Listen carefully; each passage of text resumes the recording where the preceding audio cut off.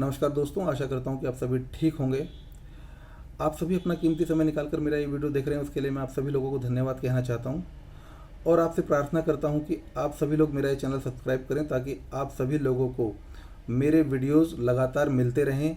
और अगर आपको वीडियोज़ पसंद आएँ तो आप उन्हें लाइक करें और सोशल मीडिया के माध्यम से अपने मित्रों के साथ भी साझा करें। धन्यवाद। तो मेरा आज का विषय खालिस्तान है। खालिस्तान का विषय मैंने इसलिए चुना है क्योंकि मैं अभी हाल ही में जब न्यूज़पेपर पढ़ रहा था, ये शायद कल की बात है, जब मैं न्यूज़पेपर पढ़ रहा था तो मैंने उसमें देखा कि एक खबर है जिसमें कि खालिस्तानी समर्थकों ने या उसके कार्यकर्ताओं ने दिल्ली के कुछ मेट्रो स्टेशन पर प्रो खालिस्तानी नारे लिख दिए हैं और एंटी इंडियन नारे भी उसके साथ लिखे गए हैं। तो उस पर दिल्ली पुलिस कार्रवाई कर रही है। लेकिन अभी मैं आज की अपनी इस चर्चा में आपके सामने ये विषय रखना चाहता हूँ कि खालिस्तान का मुद्दा है क्या, ये कहाँ से खड़ा हुआ, किसने इसको हवा दी और आज इसकी क्या हालत है, इसको पैडल करने वाले, इस मुद्दे को चलाने वाले लोग आज कहाँ हैं, किस स्थिति में हैं, और जो हमारे भारतीय सिख भाई इस मुद्दे के विरोध में डट के खड़े हुए हैं, उन्होंने कैसे इस मुद्दे की हवा निकाल दी है। तो हम इसके विषय को शुरू करते हैं एकदम शुरू से। बात है सन 65 से 65 के आसपास की, जब भारत के कुछ लोग हाई कमीशन में तैनात होकर के विदेशों में गए। तब उन्होंने वहाँ देखा कि उन्हें बहुत सारे लोग वहाँ पर इस तरीके के मिलते ही नहीं थे। इक्का दुक्का लोग होते थे जो कि खालिस्तान का समर्थन किया करते थे। तो उसमें से एक रॉ के एक रिटायर्ड ऑफिसर हैं GBS सिद्धू। उनका कहना है कि जब वो वहाँ गए तो उन्होंने देखा कि पूरे कनाडा में मुश्किल से एक या दो लोग हैं जो खालिस्तान का समर्थन करते हैं, जिसमें से एक कोई कुलदीप सिंह था जो कि किसी ISI से जुड़े हुए किसी एजेंट का, वो भी एक एजेंट ही था, उसका साथी था। और जो दूसरे एक प्रोफेसर हुआ करते थे उदय सिंह नाम के, और उदय सिंह जी धार्मिक प्रोफेसर थे, थोड़ा धार्मिक इंसान थे, और उनके माइंड में ISI ये भरने में कामयाब रहा कि अगर सिखों को एक अलग स्टेट मिल जाता है खालिस्तान के नाम से तो ये सिखों के लिए बेटर होगा। लेकिन इसके पीछे ISI की क्या चाल थी, शायद ये वो वरिष्ठ लोग उस वक्त समझ नहीं पाए, भावनाओं में बह गए। तो ऐसा है कि पाकिस्तान और खालिस्तान दोनों शब्द एक ही हैं, दोनों ही दुश्मन के गढ़े गए शब्द हैं। ये बात भारत में रहने वाले सिखों को बड़ी तादाद में समझ आ गई है, इसीलिए उन्होंने अब तक देश को टूटने नहीं दिया है। दोनों शब्दों का मतलब सेम है। अभी कोई भी कहीं से उठकर अपनी भाषा में अगर एक बोले कि जहाँ हम रहते हैं वो प्योर लैंड है, और वो हमें कोई प्योर लैंड मांगे, कोई अपनी भाषा में शुद्ध स्थान, शुद्ध जगह अपनी अपनी भाषाओं में मांगने लगे, तो देश के कितने टुकड़े होंगे। एक्चुअली ये पाकिस्तान का मेन प्लान है कि ब्लीड इंडिया विद 1000 कट्स। ये जो खालिस्तान है उसी 1000 कट्स का एक हिस्सा है, जैसे कि कश्मीर है। और यहाँ तक कि ISI का जो उनकी जो इंटेलिजेंस एजेंसी ISI, उसमें एक स्पेशल बेंच है K2 के नाम से, एक स्पेशल डेस्क है जिसे वो चलाता है K2 के नाम से। कश्मीर और खालिस्तान ये दोनों ही मुद्दे वहाँ से पैडल करता है, लेकिन 65 और 67 तक वो 98% जो अपना ध्यान था वो कश्मीर पे दे रहा था, और सिर्फ 1 या 2% तो जो अपना ध्यान है वो खालिस्तान के मुद्दे पर देता था। लेकिन उसके बाद वहाँ धीरे धीरे जब उसकी हवा पकड़, खालिस्तान की जब हवा बढ़ने लग गई, और वो किस तरीके से बढ़ी ये भी मैं आपको बताऊंगा, तो उसके बाद उसने उस पर भी ध्यान देना शुरू किया, जो कि आगे चलकर हिंदुस्तान के गले की हड्डी नहीं बना, बल्कि यहाँ के एक सिटिंग प्राइम मिनिस्टर की हत्या का कारण भी बना। तो हुआ क्या कि जो रॉ के जो हमारे अभी रिटायर हो चुके हैं, लेकिन जो तत्कालीन अफसर हैं वो इंडियन हाई कमीशन में की तरफ से जब वो कनाडा शिफ्ट हुए और वो वहाँ पहुँचे, एक बार वो कोई कॉन्फ्रेंस वहाँ ले रहे थे, तो वो वहाँ पर जब वो बात कर रहे थे, अपने सिखों के बीच में मौजूद थे वो सिद्धू साहब, तो उन्होंने वहाँ पर देखा कि एक सिख ही वहाँ पर उनकी खिलाफत कर रहा है। तो वो उनके बारे में कुछ बोल रहा था, उनको रोक रहा था और उनको बोल रहा था कि ये एक हिंदू गवर्नमेंट की तरफ से आया है और ये सिखों का भला नहीं चाहता। तो वहाँ पर बैठे बाकी सिख भाइयों ने उसको उठाया और धक्के मारकर उस हॉल से उसे बाहर निकाल दिया, कॉन्फ्रेंस हॉल से उसको धक्के मारकर बाहर निकाला। तो ये हालत थी 79 तक जो खालिस्तानी एजेंडा नैरेटिव पेडलर्स की।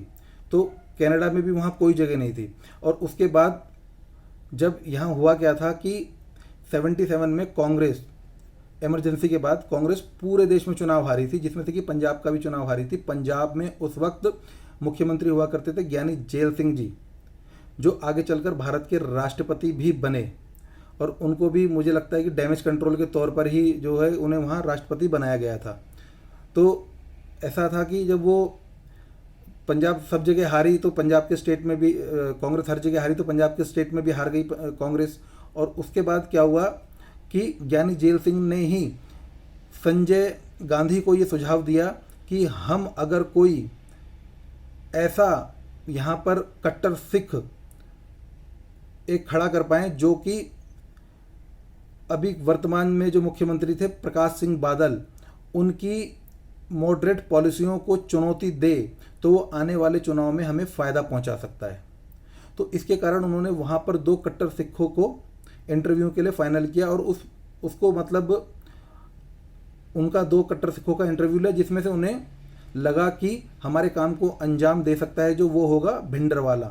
और भिंडरवाला ने आगे चलकर उन्हीं के नाक में दम किया। भिंडरवाला को उन्होंने सेलेक्ट किया। ये बात मैं अपनी मनगढ़ंत नहीं कह रहा हूँ, भारत के वरिष्ठ पत्रकार कुलदीप नैयर हैं, उन्होंने अपनी एक बुक, उस बुक का नाम है शायद बियॉन्ड द लाइन्स, उस पर भी उन्होंने उसमें लिखा है उन्होंने कि उन्होंने एक बार जो उस वक्त संजय गांधी के करीबी और मध्य प्रदेश के पूर्व मुख्यमंत्री कमलनाथ, जो उस वक्त काफ़ी युवा रहे होंगे, तो उनसे पूछा कि ज़रा कुछ मुझे भिंडरवाला के बारे में बताओ। तो उन्होंने बताया कि इसे हमने सिलेक्ट किया है, 2 लोगों का इंटरव्यू लिया था, जिसमें से हमें बंदा काम का लगा, हमने इसको सेलेक्ट कर लिया, और इसे हम कभी कभी फंडिंग भी करते हैं, यानी कि पैसा भी देते हैं।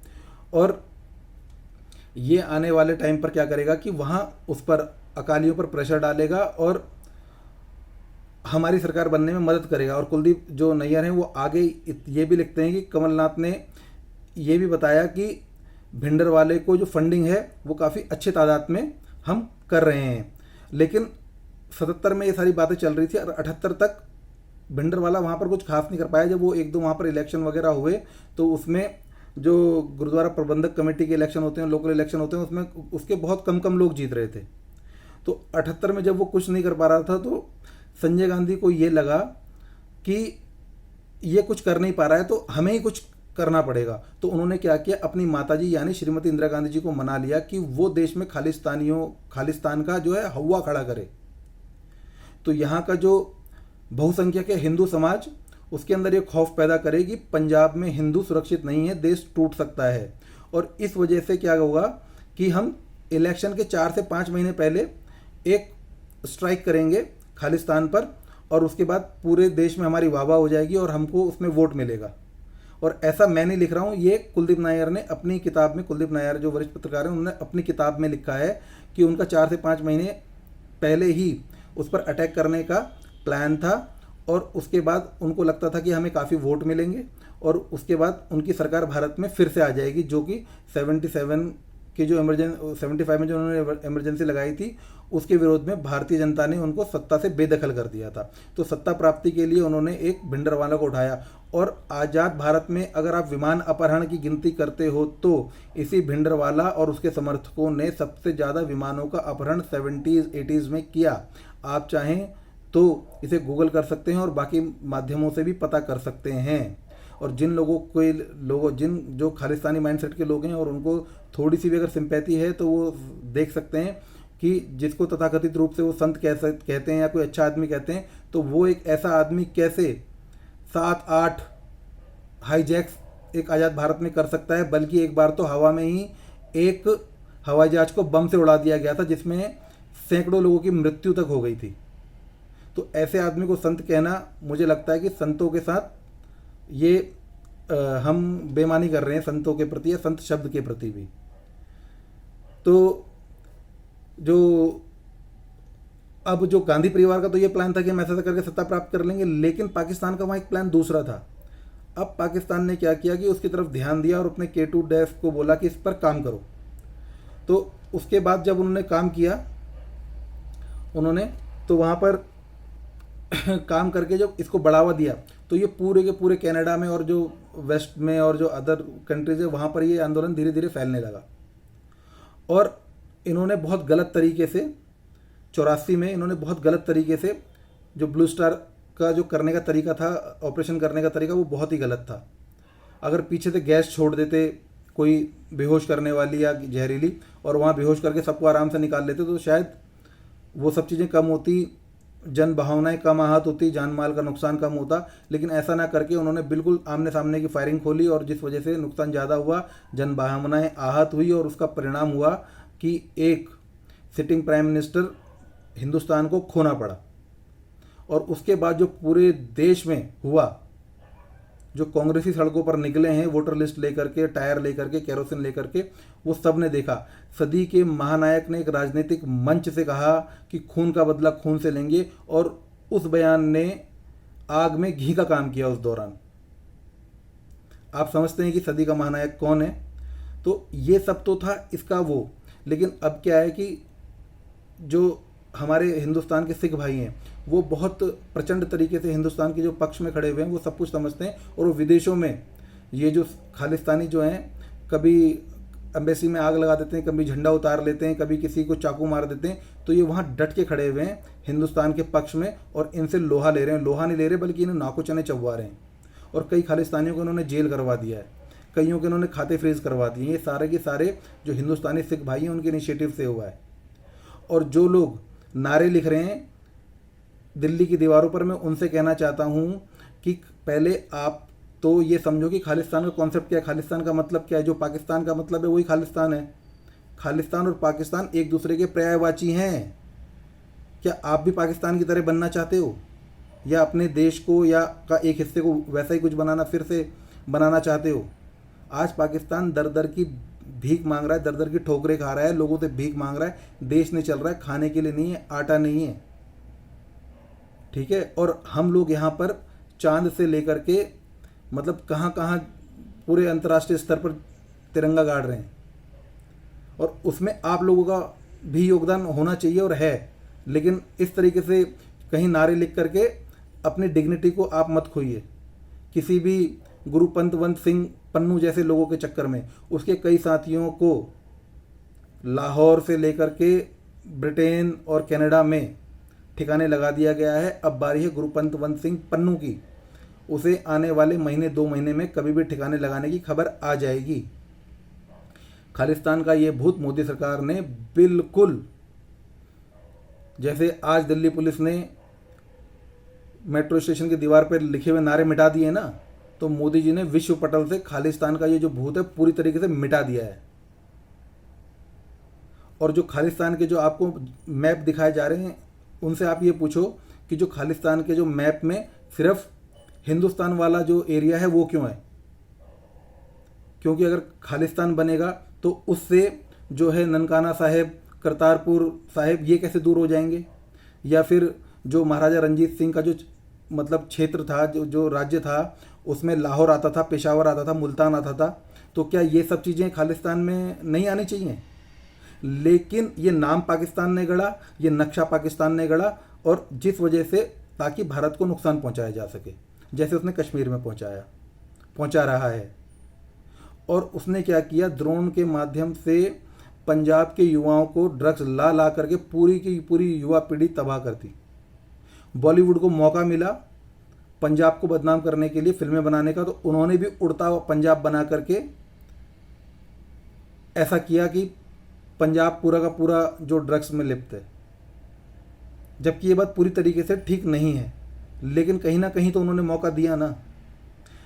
आप सिर्फ ये बात बताओ कि अगर खालिस्तान बनता है, जिसको कि तथाकथित रूप से वो कहते हैं कि ये गुरुओं का राज्य बनेगा, खालिस्तान पवित्र स्थान बनेगा, तो जहाँ पर उनसे सिर्फ एक सवाल आप पूछो कि इसमें करतारपुर साहिब क्यों नहीं है, ननकाना साहिब क्यों नहीं है, लाहौर क्यों नहीं है, मुल्तान क्यों नहीं है, पेशावर क्यों नहीं है। जब आपको जवाब ना मिले तो आप समझ जाइए कि ये उनकी साजिश है। और अगर आपको खालिस्तान, पहली बात तो मैं इस शब्द को रिजेक्ट करता हूँ, लेकिन अगर आपको गुरुओं की भूमि बनानी है, गुरुओं के उपदेश के माध्यम से कोई राज्य स्थापित करना है, तो भाई आप सिर्फ एक छोटे से एरिया को थोड़ा सा राजस्थान से निकाल के, थोड़ा हिमाचल से निकाल के, हरियाणा से निकाल के, पंजाब से निकाल के, कश्मीर से निकाल करके इतने को क्यों बनाना चाहते हो? अगर आप गुरुओं के उपदेश पे आधारित कोई राज्य बनाना चाहते हो तो पूरे हिंदुस्तान को बनाओ ना। आप हमें क्यों वंचित रखना चाहते हो गुरुओं की शिक्षा से? हमें भी गुरु उतने ही प्यारे हैं जितने आपको प्यारे हैं। आज मैं जब घर से बाहर निकलता हूँ तो मेरे घर के बाहर एक हनुमान जी की मूर्ति स्थापित की हुई है हमारे पड़ोसियों ने। तो मेरा सर उसको देख करके अपने आप, अब ये मेरी बचपन की प्रैक्टिस है, यंत्रवत सर झुक जाता है मेरा जब मैं हनुमान जी की मूर्ति देखता हूँ। तो ये हमारे बचपन की प्रैक्टिस हो गई। वो 15-20 साल पहले, कब 20 साल से ज़्यादा हो गए होंगे शायद, वो तब लगाई थी। और हम जब से वो मूर्ति वहाँ पर देख रहे हैं लगभग 20 साल हो गए हैं। और हमारा सर वहाँ पर, मैं किसी भी अवस्था में हूँ, फ़ोन पे बात करते हुए जा रहा हूँ, हाथ में सामान पकड़ा हुआ है, मैं किसी के साथ हूँ, किसी और से बात करता हुआ जा रहा हूँ, कुछ सोचता हुआ जा रहा हूँ, लेकिन वहाँ जाके यंत्रवत सर अपने आप झुक जाता है। 2 सेकंड के लिए आंखें बंद हो जाती है श्रद्धा से। और बिल्कुल यही केस तब होता है जब मैं किसी गुरुद्वारे के बाहर से निकल रहा होता हूँ। मैं अक्सर गुरुद्वारा जाता हूँ, लेकिन इसका मतलब ये तो नहीं है कि हम अलग हो गए, हमारे सर पे क्योंकि पग नहीं है तो हम अलग हो गए। हम भी गुरुओं के बच्चे हैं। आप ऐसा मत सोचो कि इन्हें अलग कर देंगे। अगर आपको गुरुओं को, जो लोग खालिस्तान बनाने के बारे में सोच रहे हैं, ये मेरा मैसेज उनको है, जो कि आप अगर ऐसा कुछ सोच रहे हो तो आप गलत सोच रहे हो। अगर आपको गुरुओं के उपदेश पर आधारित कोई स्टेट बनाना है तो आप पूरे हिंदुस्तान को बनाओ, और हम भी उसका हिस्सा होना चाहते हैं। आप देश को तोड़ करके अगर कुछ बनाना चाहते हो तो वो आपकी गलत फहमी है। हमारी बात छोड़ो, खुद सिख भाई ऐसा होने नहीं देंगे, वो खुद खड़े हो जाएंगे। कुछ हैं बेवकूफ़ लोग जो आपके साथ हैं, और उनमें से आप भी बेवकूफ़ हो अगर आप ऐसा सोचते हो कि आप ऐसा कर लोगे। लेकिन देश का बड़ा तबका, सिखों का एक बड़ा तबका ऐसा होने नहीं देगा। हमसे पहले वो आपके सामने खड़ा हो जाएगा कि ऐसा हो नहीं सकता। गुरुओं के नाम पर देश को, लोगों को जोड़ा जाएगा, तोड़ा नहीं जाएगा। ये मैसेज मेरा दिल्ली मेट्रो पर की दीवारों पर, मेट्रो स्टेशन की दीवारों पर प्रो खालिस्तानी नारे लिखने वालों को है। आप देश तोड़ नहीं सकते। गुरुपंत सिंह पन्नू 2-3 महीने में ठिकाने लग जाएगा। रही सही खालिस्तानी हव्वे की कमर भी तोड़ दी जाएगी। धन्यवाद। अगर आपको ये वीडियो पसंद आया तो कृपया इस वीडियो को लाइक करें, शेयर करें और मेरे चैनल को सब्सक्राइब करें। धन्यवाद। नमस्कार।